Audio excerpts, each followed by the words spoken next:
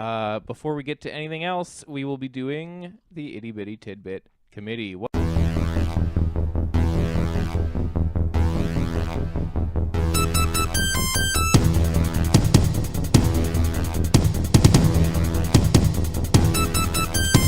have we been watching this week? What is making the movie news and more? I've got some notes here. Did you guys have anything that you wanted to talk about off the top? Well, I just watched that Cabin Fever remake Cabin trailer. Fever remake trailer. The hyper necessary. I don't know. I just don't even understand it a little bit. Why this is a thing? Because you didn't see Eli Roth's last movie. If you did, you would realize why he's just trying to fucking grab for the cash he can get. Yeah, I guess so. But I don't know why anyone would greenlight it or be interested in it. But like, it's the exact same movie. Yeah, the trailer, like the everything whole... is the same. It's like it's the same movie. But you remember how there were good things about Cabin Fever? Absolutely. They said, let's get rid of those. Yeah, let's get less interesting actors. Yeah. let's get kids with less charisma. Yeah.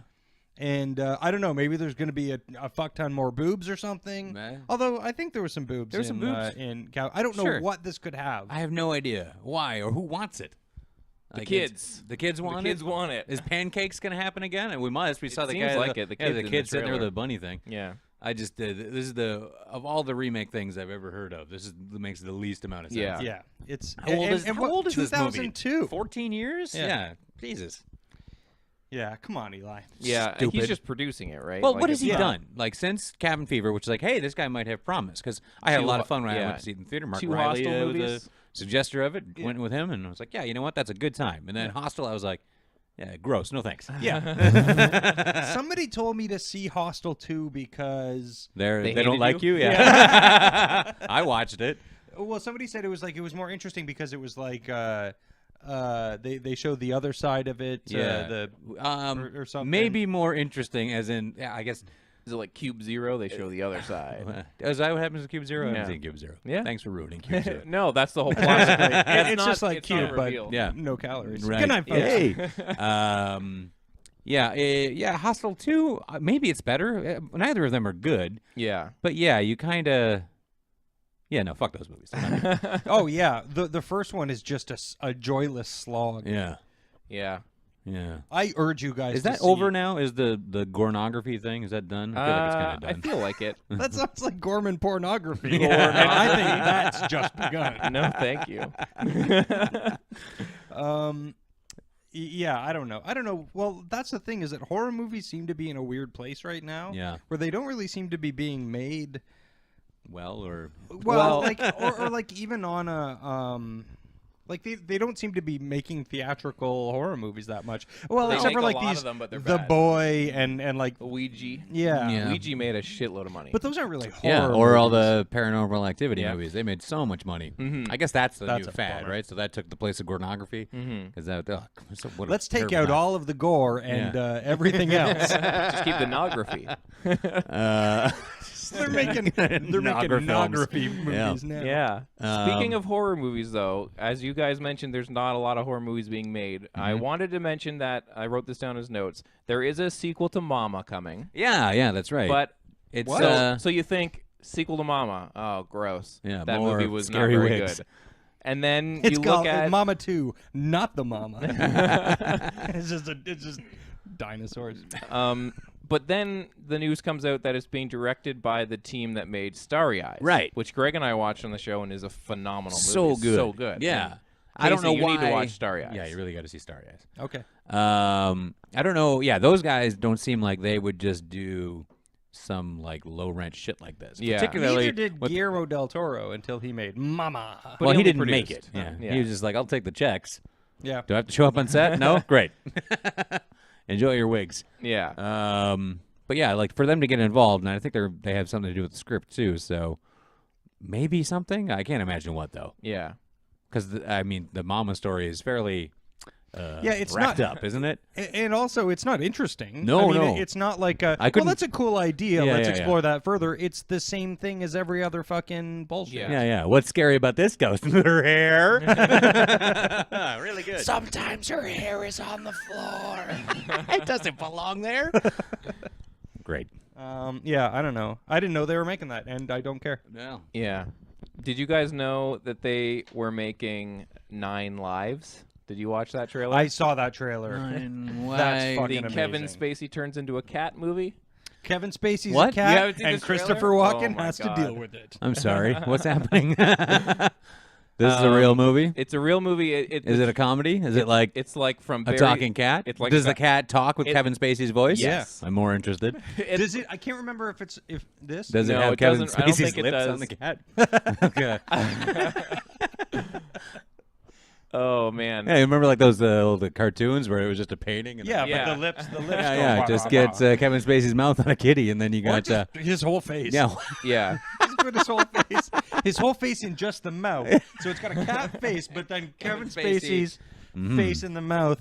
The trailer I'll watch it. starts like you see it's like a Bond villain or like an Inspector Gadget thing where you see the back of a chair and you hear Kevin Spacey talking, or no, you hear a guy talking guy's like- about Kevin Spacey, and he's Like Kevin Spacey, the actor, or like it's like his character. What if Kevin Spacey So there's was a a kitty? there's a photo of Kevin Spacey on the wall. It looks almost like House of Cards esque, and he's Uh-huh. kind of like looking all serious and businessy. And it's like this man was the biggest business guy ever, or some shit. And it's just like all this serious stuff, and then the chair turns around and it's a cat, and then it's like from the guy that brought you the Men in Black movies, and you're like Barry Levinson.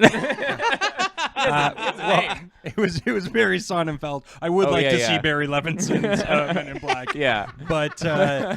But yeah, but I feel like he's just like, don't use my name anymore. Yeah. You can call me the guy from Men in Black.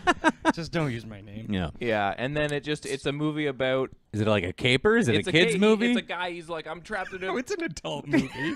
He's like, it's like I mean, like a movie. what's that Harvey Keitel movie about a monkey? Is it like that low level kid kind of shit? It looks The like piano? a family movie. I don't think there are any monkeys in the piano. It looks like a family movie, and Yeah. it looks like a movie about a guy who's like a businessman. I'm not supposed to be stuck in a cat's body, and then that's That's he's it. running around. I'm not one of those types. What's Christopher Walken doing? I think he turned him into a cat. Turned Or- him in. Oh, he's like. Yeah, I think he's mystical. Yeah, he's like Oh. a mystical walking. Oh, great. Yeah, Okay. I think I'm interested. yeah, You watch the trailer. Yeah. Okay. yeah. fair You enough. have to see. You'll it. What's see- that movie where Harvey Keitel's a gypsy and there's a Never heard of monkey it. and Yeah, I know. Nora Birch when she was a kid? Oh, Yeah. oh, Monkey Business.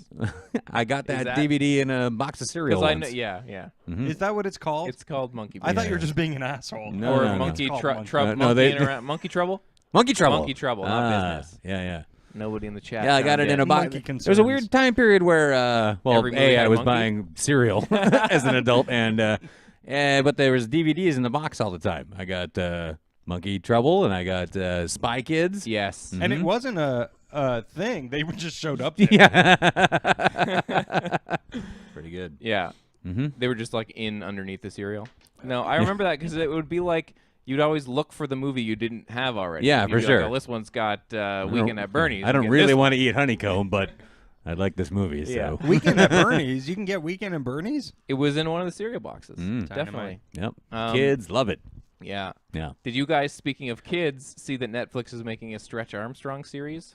Yeah. But I've known about This that has for been a while. I what, feel like a like an decade? animated This has been series. a thing. Yeah. Well, they were.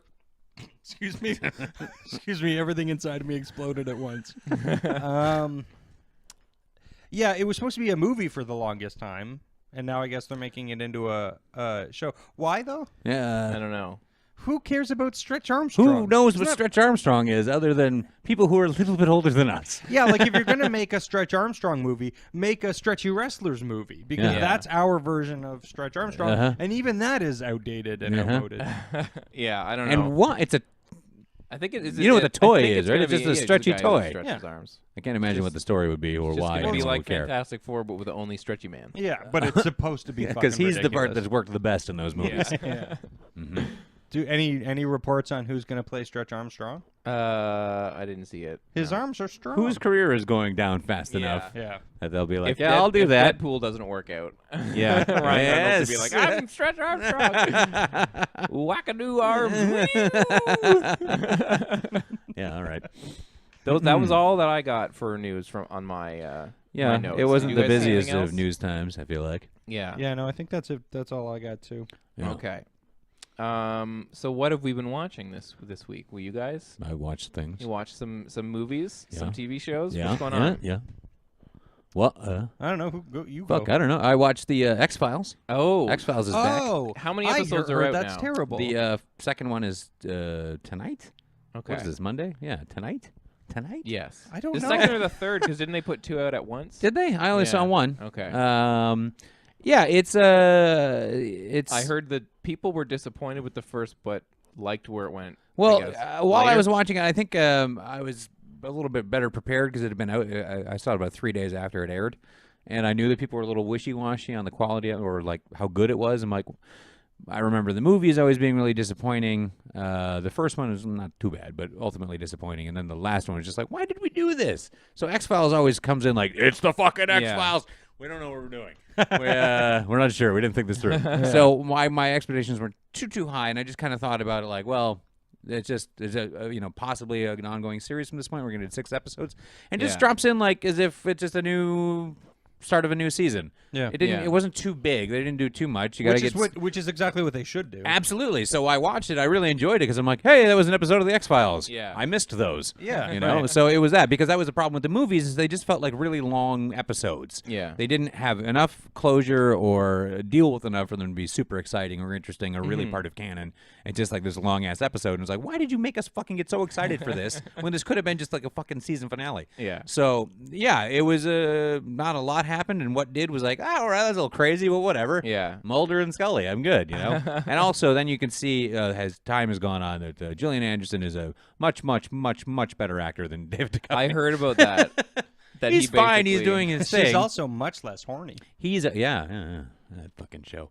Well, she's been had some really good stuff over the last little bit. The Fall and stuff. She's The really, Fall's so good. Her Yeah. chops are very, very good. Whereas like Californication, I think started out okay as a show and then just turned into utter dog shit. Yeah. And his performance kind of plateaued there. in the I shit, heard but that- he's got a thing, but it's Yeah. only so good. I read somewhere somebody compared his performance in the first X-Files, the first one, back as like it seems like he's just playing Californication guy this time, like in this again. Yeah, Yeah, but then that I guess there's another episode and he gets better. great. Yeah. Whatever. He was good enough. He was Yeah. fucking Mulder, and I was like, Is right it on. is the first episode about aliens? Because I think Yeah. I got I think I Absolutely. also heard like why'd they go back to aliens for the first? Because they never finished the aliens thing. Yeah. The black goo and all the stuff, it never got done. That was a problem with all the movies. Like, are we going to see the... No? Yeah. Not his sister? No, not his sister either? The movie's over? Thanks, Chris. Yeah. Chris. Yeah. So good. How was Joel McHale? He Joel was- McHale's in it? Yeah, absolutely. And he's terrific in it. It was Kumail in it? Huh? No. Oh. I think Joel heard- McHale was only in the first episode. I don't know. Oh, if it's- really? I don't think it's a character that just keeps going. I'm not sure. Or It'd did be it weird seem if I like didn't it? see him again. Oh, okay. After that episode. Maybe I'm wrong. Yeah. So you think you'll see him again? I would like to. Do you think We had a you'll nice go? time, I don't know. I'm just putting it out I there. asked the chat if anyone had seen the X-Files, but I think because there's a lag, maybe they didn't answer yet. So we'll just move on. Maybe they haven't. Yeah. I don't know. Hey, I liked see? it. Maybe It's they not. haven't It's and not they're changing anything or like Yeah. redefining television. But it's like, hey, it's a quality fucking show that I missed. Yeah. Yeah. Cool. All right. Casey, what have you been watching? Well, it may surprise you guys to know that I have been watching Mad Men. Oh, know, what's what? Guys, I can't fucking stop watching it. And you know what? I'm in the middle of season 6. There's only one Nice. more season. Yeah. You're getting right through them. Yeah. Yeah, but then I'm not going to be able to watch any more X-Men. No. Yeah. No. X-Men. X-Files. You've been thinking about a different show. X-Files. X-Files men. Mad Files. Yeah, no I more. want to see that crossover. I want to see X-Files like and Mad Men? X-Men that are like tasked to do advertising. But yeah, I don't know what my life will become once it's over. Yeah. I feel like there's some other shows out there that you haven't seen over the years you could dive There's into. probably one or two. Probably a few. Yeah, well, yeah. But yeah. See Sanford and Son? You seen that? I haven't seen all of it. There you go. Well, I did see the trailer for in the movie theater. I saw the trailer for Keanu again, Yes. and I was like, you know what I got to do is I got to go back and watch all of Key and Peele. Yeah, fair enough. Because I haven't seen that much Key and No, Peele. me I've either. seen, Just like, whatever sketch would here or there. Pop Yeah. up in my Facebook feed, essentially, is what Yeah. I've seen. So I'm gonna go back and do that in preparation for that movie Yep. because, man, that trailer doesn't get worse. the No, more you man, see it looks so good. So It's- good. it's Oh, so I cannot funny. wait to see that. Mhm. Yeah. Terrific. Totally. So I was thinking about it because you finally just now got into Mad Men. And, you know, we've had like a decade now of really appreciating John Hamm as an actor. But you've just seen like kind of generally the other side where it's like, oh, it's weird that he's so funny because we're used to. Well, that's the funny thing is that's really been my experience of John Hamm is him on podcasts. Yeah. And like just showing up drunk places. Yeah. But I don't know. Don Draper is such a solid, specific character. Yeah. That you don't. There's no time getting into it, going like, oh, it's hard to see him as this. No, he's immediately Don Draper. Oh, yeah. And it's immediately a thing. Yeah. Like I had no problem, and now it's just fucking tunnel vision Don Draper. Yeah. And the way his character is revealed throughout the seasons it's great. is, oh man, fucking heartbreaking and Yeah. amazing. Yeah.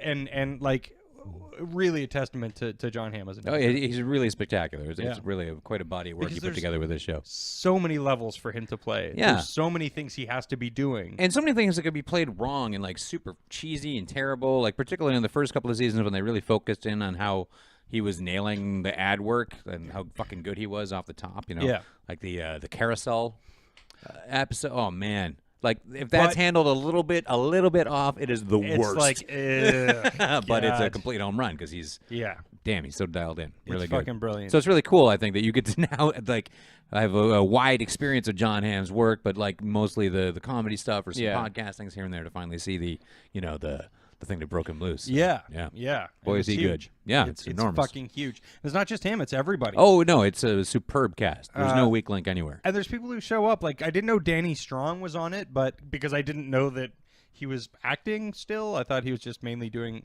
like writing and directing. Yeah. Because his career is going pretty well with that. Yeah. But he's fucking amazing on the show. Like, he has a little thing to do here or there, but he's so good. Yeah, man. Yeah, just every little component. And fucking John Slattery, Jesus. Oh, yeah. So great. But there's a scene I wanted to talk about really quickly when Roger does LSD with his Oh, wife, yeah. Oh, as man. he and his wife are breaking The up. cigarette, man. It's the cigarette. That's the thing. Because if anybody watching or listening has ever done LSD, I personally haven't done it a lot of times. In high school, not anymore. No, I haven't done it in many years, but when I did, smoking. But there's a moment where he doesn't. He's like, oh, I don't think it's affecting me, kind of thing. And then he opens up a bottle of vodka, and music comes out. and then he goes and he lights a cigarette. And he takes a drag, and it goes, burp, and it's like the sound, and the cigarette is immediately smoked down to the filter. Yeah. And it's all the ash still just hanging, right? Yeah. And I felt like I was on fucking 8 tabs of acid again. Totally. There was just nailed it. Yeah, fucking Nailed it. mind-blowing. Yeah. But anyway, what a fucking show. Yeah, man. This just in, Mad Men is great. Dan Gorman, what are you watching? Well, this just in, I revisited. Well, I didn't revisit something. I checked something out that I had never seen. That I was like, I feel like this is a weird blind spot that I need to fix. And I watched Cameron Crowe's Singles. Oh yeah. Because I had never seen it before. You've had quite a 90s thing going on I've in been your on life the 90s, lately. So and I thought this is perfect. right. Get the soundtrack, too. The soundtrack was bigger than the movie. Well, the soundtrack was the only part of it Yeah. that mattered. Because I had been on a 90s kick, and I had also bought a box of VHS, and it happened to be one of the tapes inside. So I was like, Right. I took it over to Amazon, and she had never seen it, I don't think. So we thought, let's check it out. And I really liked it. And I kind of expected to be laughing at how dated it was, because I'd seen some sort of reviews on the internet of people saying like, oh, what a time capsule to like laugh at, and this is like actually a really bad movie. And so I kind of went in I thinking, didn't like it when it came out. Okay. No, nor did I. Yeah. I feel like it was a really bad movie. I went in expecting a really bad movie, and I actually, outside of a few things, thought it was a really nice, good movie. I thought it was funny, and I thought it was probably one of the last times Cameron Crowe has been sort of interesting. Even though I love Almost Famous, it's not really doing anything interesting with the form. And I feel like Singles actually is. It's like it's all vignettes. And they do all that thing with all the titles on the screen that have all these different segments, and all the little titles are cutesy, almost like Me, Earl, and the Dying Girl. Like all the little titles, sort of and all the characters, they all have their own little segments. And I thought it really worked. by the end of the movie, it just becomes, let's get all these people that are having love trouble back together for a finale where they all get back together, and it doesn't feel earned. But I thought it was pretty funny. Yeah. Some of it is dated, like everybody's giving each other their garage door openers, which is weird. Yeah. And I thought, like, that's such a thing that you just can't do now because it's so rooted in the time. It'd be like everybody giving, like, each other pagers or something. Well, yeah, and not only that, but the idea of doing that in a movie is fucking dumb. Yeah. But, like, back then, in cute the and weird early and 90s, quirky. it was like, yeah, exactly. It was like everybody was, like, super bohemian and shit. And It's like he gave her the garage door opener on the first date, and she's like, whoa, what? Like, and that stuff's really lame. It's so lame. But actually, you say that, and I'm like, I remember when that was actually cute and kitschy and like, we were just having fun. We didn't even know how to play our guitars that good. I just like, I found that the disjointed kind of like, everything's just a scene and it's not really about anything helped it. And I feel like that was the interesting thing about it. And there's stuff of him doing really like weird, interesting comedy in it. Like it reminds me a little bit of, because this is the movie he made after Say Anything, and so there is that kind of like he's still trying to be funny. Whereas when you get to Almost Famous, it's a funny movie, but it is sort of drama. Yeah. The drama is the focus, and there's humor, and I found that this movie was like, the drama's kind of an afterthought. It's a funny movie. Yeah. And yeah, I mean, it's not the best movie ever, but I was surprised. Well, that's interesting. I kind of want to see it again, just because I want to see how the movie fits in, or how the music fits into the movie. Yeah. Because really, the what do you call it? Their soundtrack is the only thing I'm interested in. Yeah. So I did that. Yeah, that was fair one enough. of my things. That's pretty good. That's what great. else, you guys? Well, if you recognized my quote off the top, I obviously rewatched The Breakfast Club. Yeah. Listen, still terrific. Yeah.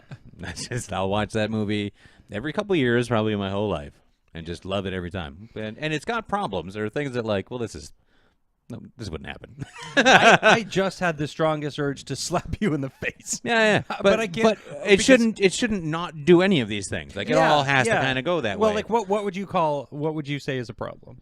Just the teaming, the putting together of Emilio Estevez and Ali Sheedy. Yeah. Is like it's so dumb. And also, And then they have to like dress her up and like change who you and are. then it always bums me Yeah, out right. that they have to change her so much. Yeah. No one else has to really change, but she has to stop dressing that way. Yeah. And dress up like a fucking sidekick to Molly Ringwald. You know? Totally. That always bugs me. Yeah. It should have just like fucking stayed the same. Dude, I mean, that's get how her it some was head and back shoulders or something. But Yeah. you know, Yeah. that's yeah. Clean yourself up a little. Yeah, but just you can draw still in be- the snow. take a bath. Still be yourself. But that's how it was back in the 80s. You used to go in a glass room and scream and Yeah, whole that's what thing weed works makes out. you do. yeah. Yeah. But yeah, what a He's got a real terrific. solid grass. And it's just the movie's so funny and it's so engaging and so entertaining, and Gleason's so fucking great. Mr. Vernon's just so perfect. Like what a performance. And when they He's such a cock. yeah. And when they bare their souls to each other, like it's honestly touching every single time I watch it. It's just beautiful. What a great bit of writing and performance from all of them. Yeah. Anyway, so yeah, Breakfast Club still terrific. Real good time. Nice. But as far as new stuff that I saw Dope. Oh, dope. What'd you think? I really like that movie. So good, right? Man, I like that movie. And I'm glad that I saw The Breakfast Club in the same week that I watched Dope. That's actually an interesting pairing. Yeah, there's been a couple of things lately. We talked a little bit about this with Me, Earl, and the Dying Girl, and having a little bit of a reality to youth life.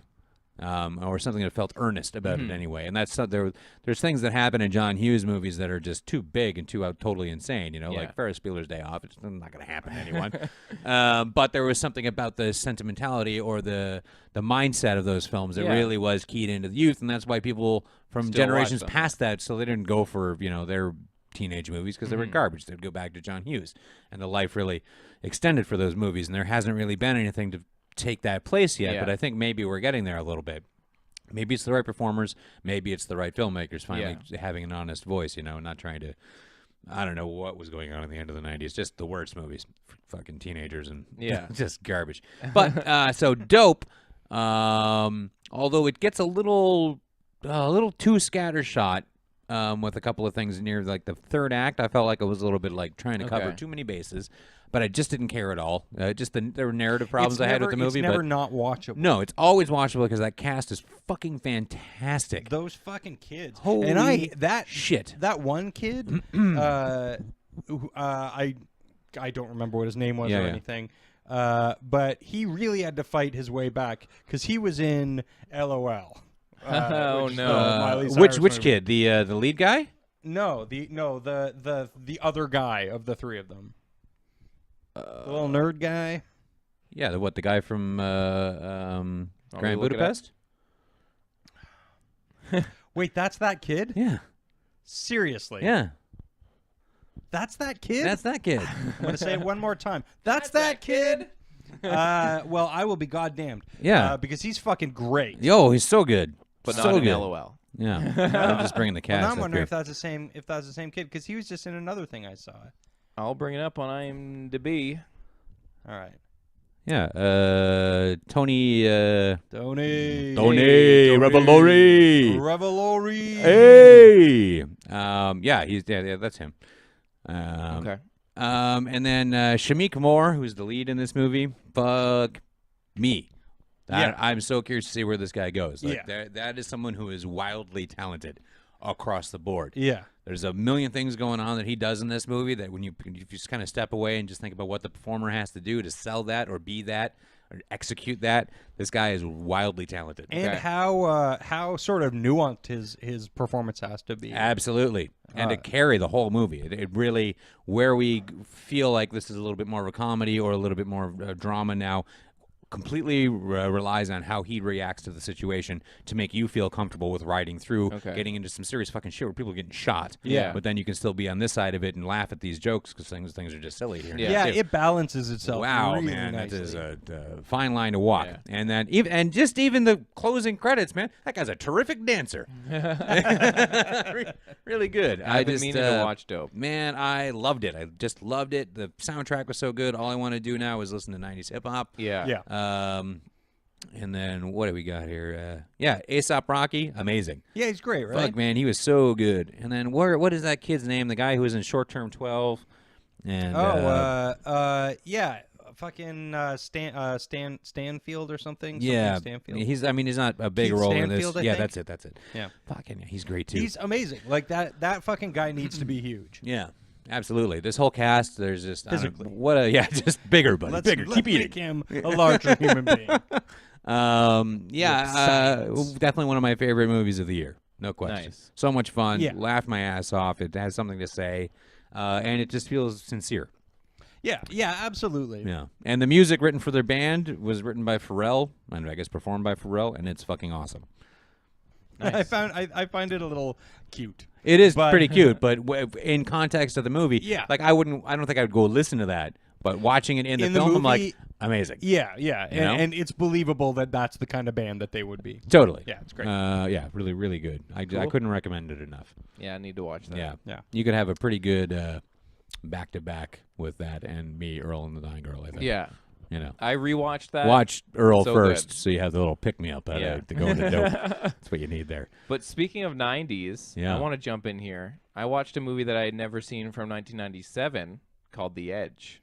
Yes. Mamet. Fuck, man, I love that movie. David Mamet versus the Bear. Fuck So yeah. No, I had that's never a great seen movie. that, and my friend Alex was watching it and talking about how great it was. And I Yeah. mentioned I'd never seen it, and he said, "What's wrong with you?" Yeah. So I watched it. Oh, cool. Really good movie, really man. awesome. And there was some parallels having just seen The Revenant for me. Totally. Because it is a movie about men in the woods. Also a fighting bear bears. attacks a man. Harold Yeah. Perrineau gets fucked up. But I just felt like when I was watching the first scene with the bear attack in this movie, I just felt like, I really care about these people and I don't want them to die. And it was something I never felt in The Revenant because I was always aware that this movie is kind of being like, he's going to get out of this because the movie's about him. Yeah. But in this we're movie, in the first hour here. Yeah. There's no way. But in The Edge, it was just, it's great. It's great. Yeah. And I don't know, I didn't know what to expect. And I kind of, was surprised, I guess, at what it was. I don't know why. I didn't expect it to be like a big action movie, but and knowing it was a Mamet movie, I knew it was going to be like talky or whatever. Yeah. But Well, it's a battle of wits, and it's a survival film, and what the slowly revealed subtext of what's going on, and the very fragile relationship between these two men is so fucking fantastic. Yeah. It's a really it's a movie that definitely benefits from a rewatch. Definitely. On my second viewing, I was like, this is fucking dynamite. Totally. And you catch all these little things that are going on in the dialogue, little visual clues that are placed throughout the movie. It's a really, really terrific It's really film. good. I can't remember the director's name, but I read some reviews where people were saying like, "Oh, the direction wasn't very good," and I kind of thought like, "You're crazy." Yeah, no, the direction's great, man. And the score is awesome. Yep. But yeah, The Edge was nice to check out for the first time, and I'll definitely circle back on it eventually. Yeah. I've seen it 3 or 4 times now. I've seen that it's popped up on Netflix. I'm like, yep, I'm due. Matt Brown says Casey looks so presentable. And I agree. And Walvick says I changed my shirt. I literally was like, oh, I have to look good for this dream. And Dan Walvick says I'm more of a surviving the game guy. What about y'all? Gary Busey kills it in that movie. That's right. One of the best scenes of his entire career when he's around the dinner table telling that crazy story. I like that movie. Surviving the game, yeah. It's a goodish movie. It's a big stupid movie that's a lot of fun to watch. Yeah, for sure. Definitely. Iced tea, man. What else, Casey? It's delicious. I managed to get a movie in there, and it was one of those movies where you're always embarrassed when the movie comes up. You don't actually talk about it because you don't want people to know you haven't seen it. So I finally saw the movie Zodiac. Oh my God! Yeah. Wow, I've seen that a lot of times. Yeah. Me too. Yeah. It's a pretty good movie. Yeah. It's a really good movie. It's really good. It's a really good movie. That's another one that really is great benefits from that second watch. And it benefits from watching the extended cut. Yes. Because there's like a even longer extended cut where I'm like, keep going. Yeah. Oh, really? You know, if Dan Gorman wants it longer, you know. I'll take another 88 minutes, please. Yeah. Because it was, 2 hours and 37 minutes or something. It's really good. It's it does a good job of being a movie that just tells a story and doesn't get bogged down in character development. It lets the characters develop along with the story, which is a lot of fun and really cool. And there's a lot of really cool shots. Great shot, great fucking performances across the board. Yeah, and yet at the same time, the performances aren't like outstanding. Like by which I mean they're not noticeable outside of the context of the movie. No. Like within the movie, like everybody has their shit to do. And everybody does that shit like super fucking well. Yeah. But nobody stands out or anything because it's all in service of the story. Yeah. But they're all very entertaining performances. Yeah. Because a lot of it is like we're going to talk for a long time in this newsroom. Yeah. We're going to talk for a long time in this guy's house. And so they really have it's just a little bit heightened, I feel like, to give a little bit of like characteriness, particularly Robert Downey Jr., who's just fucking terrific in it, I think. See, Robert Downey Jr., I think he's great, and I like the thing that he does, but he does the thing that he does. Yeah. And he does the thing that he does in this movie. And I was like, but I like it best in this movie. This is where it works best. It fits really nicely into this movie because of what everybody else is doing, but it's just kind of like, I was just like watching it and going like, so I don't know, so like Iron Man is a reporter. But was this not pre-Iron Man? Yeah, totally. Oh, yeah, it was, but I saw Iron Man first. Yeah. I've seen a lot of things before that he did before Iron Man, but now every time I watch him, he's just like wisecracking, fast talking, little winks here, little wink there. I'm Tony Stark. I think for me it benefited by seeing it at the time. Yeah. So and Gyllenhaal, man. I think that's the first movie where I was like, man, this guy can really hold a movie down. Yeah. Like, and just be your through line, just carry a movie on his back without doing anything too crazy, I thought probably if there was a standout performance for me, it was John Carroll Lynch. He was fucking he was just as creepy as he needed to be. But he really rode the line between like, I don't know if he's the guy. Yeah, right.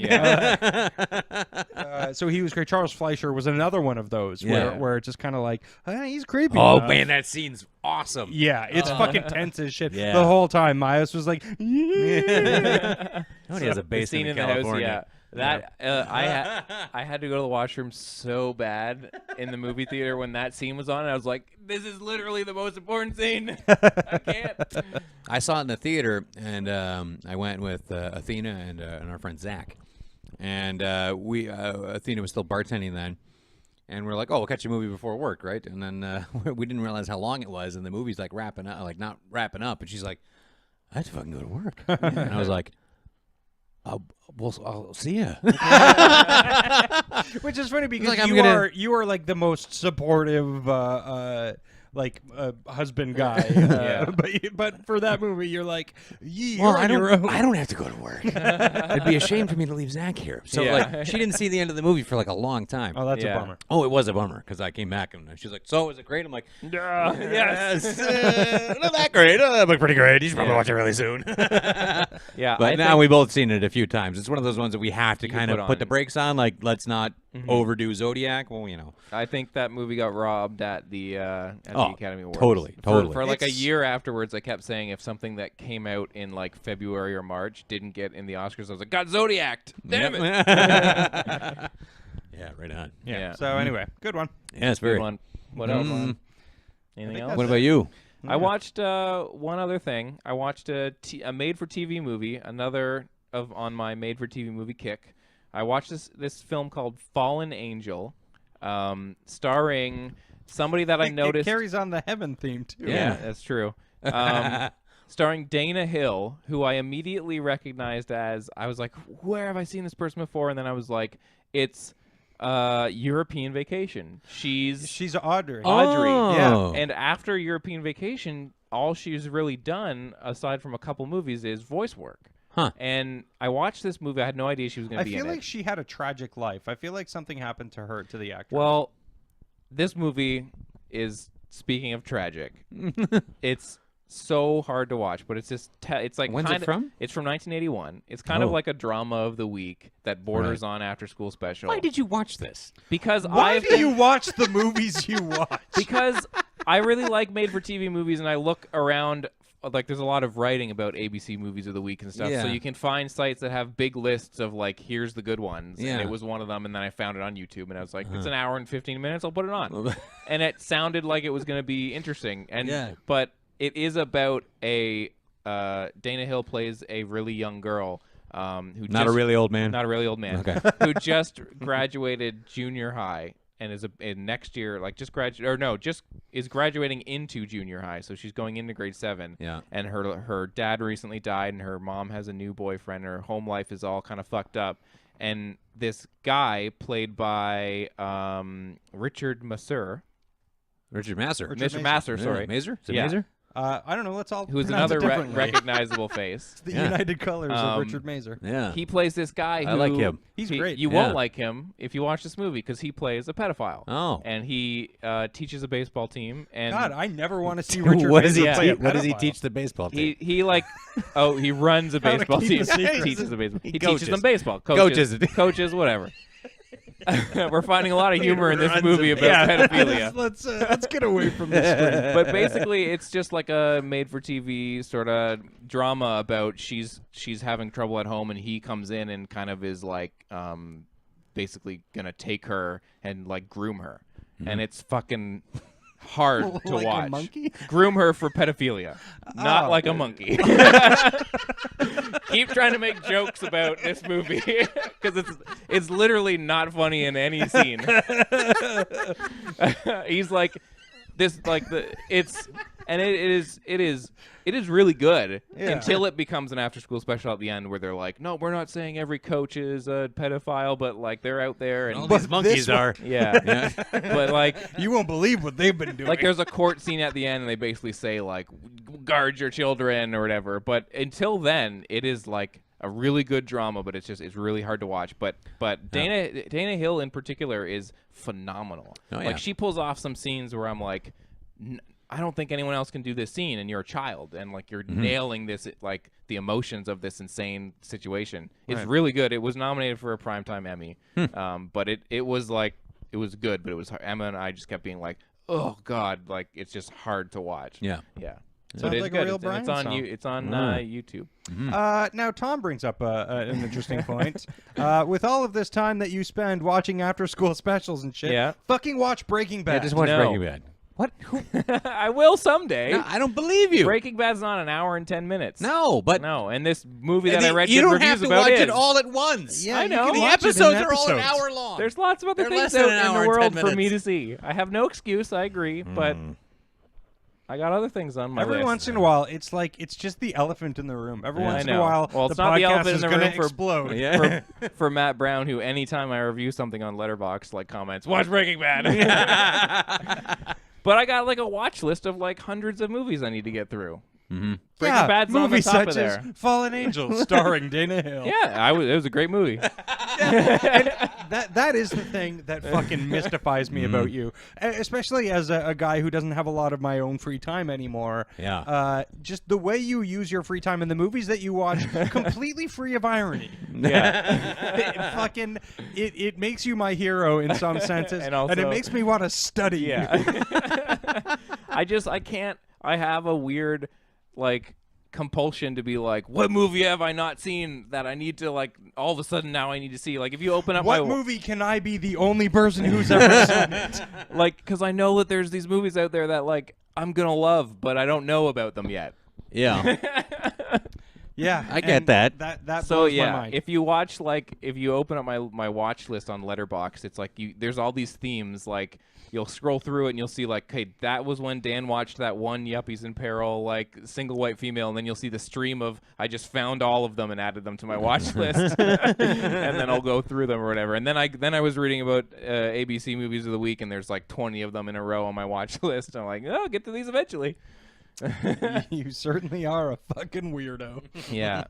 And Matt Brown asks how many of your hundreds of movies are shitty adult thrillers from the 90s that you got on VHS at BMV. Only a few. Uh-huh. But I do have a great DVD that has Copycat. What's the one with Michael Keaton? Moves into their house. Pacific Heights. Pacific Heights. Pacific Heights. The Crush. And the remake of Diabolique. And I was like, this is a 90s thriller pack for me. Put Unlawful Entry in there. Yeah. I've got that on a multi-disc thing.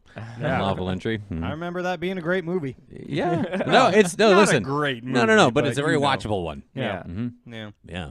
Yeah.